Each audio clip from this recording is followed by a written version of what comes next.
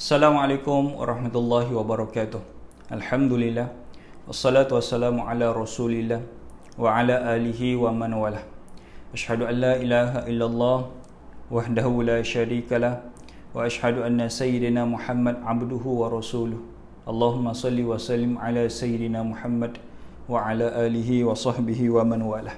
Alhamdulillah, kita boleh sambung lagi video kita pada kali ini, perkongsian kita pada kali ini, yang mana kalau kita tengok sekeliling kita, kita perhatikan dunia pada hari ini, pada abad ini sekarang, orang Islam dipandang dengan sangat rendah. Dipandang dengan sangat rendah, dipandang hina dan sebagainya. Sampaikan ada orang Islam pada hari ini dibunuh.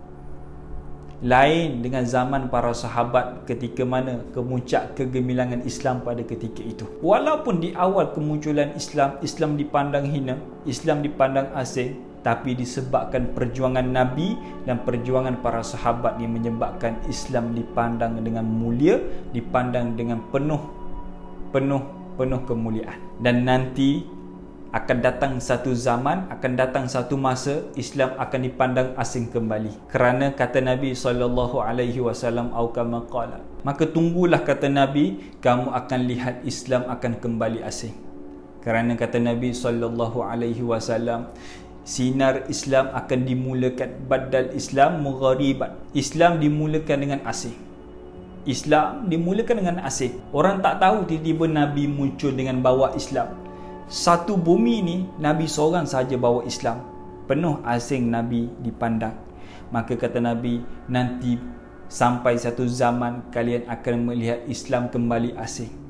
Bagaimana kita lihat suatu ketika dulu, bagaimana Islam dibawa oleh Nabi, dimulakan oleh Nabi, lalu dipandang dengan penuh kebencian, dipandang dengan penuh kehinaan oleh masyarakat ketika itu. Bagaimana kita lihat kesukaran, kepayahan dakwah baginda sallallahu alaihi wasallam kepada masyarakat Mekah ketika itu.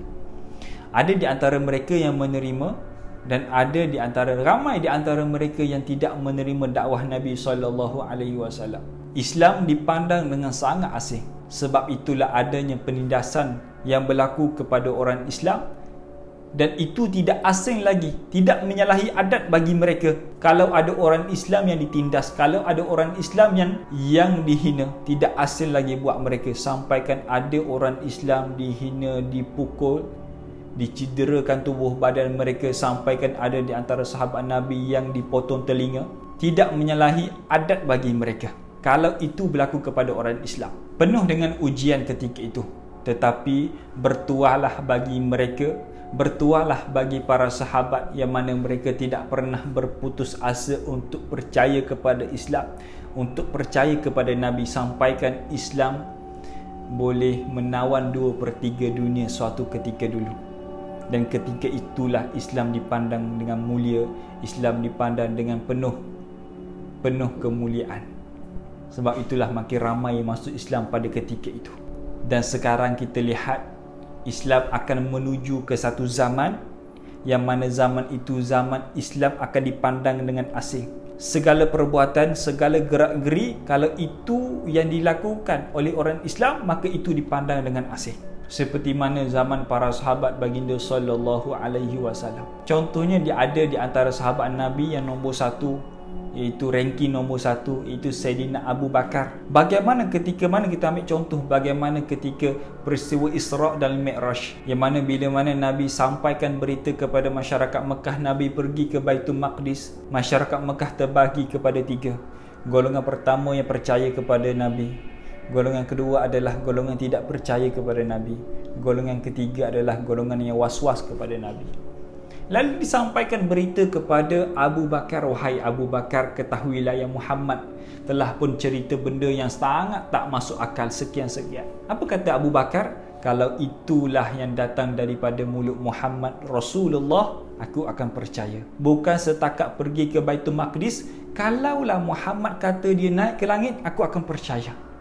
Sebab itulah Abu Bakar digelarkan sebagai As-Siddiq. Itu di antara zaman yang penuh kegemilangan. Zaman Islam nak kemuncak, zaman Islam nak menebarkan dakwahnya. Tapi hari ini kita menuju kepada zaman yang penuh asing.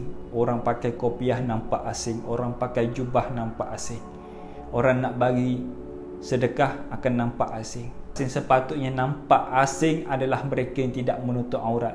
Sepatutnya nampak asing adalah mereka yang tidak solat. Sepatutnya nampak asing adalah mereka yang malu nak buat ibadah, yang tak mau buat ibadah kepada Allah Subhanahu Wa Taala.